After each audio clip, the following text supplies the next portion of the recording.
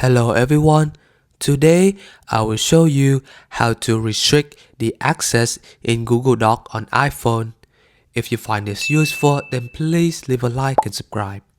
So first you need to go to Google Docs app, and let's say you have a document, right?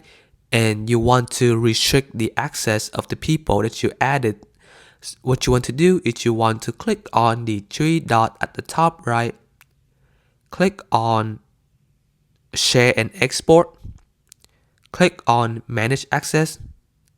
And right now the document is currently anyone with the link can access the document and can edit the document. And let's say you don't want that. You want just the people that you added can edit the document. So you want to click on this and then click on anyone with the link and then click on restricted to people that you added. So after this change, only the people that you added will be able to edit the document, and that is how you can restrict the access in Google Docs.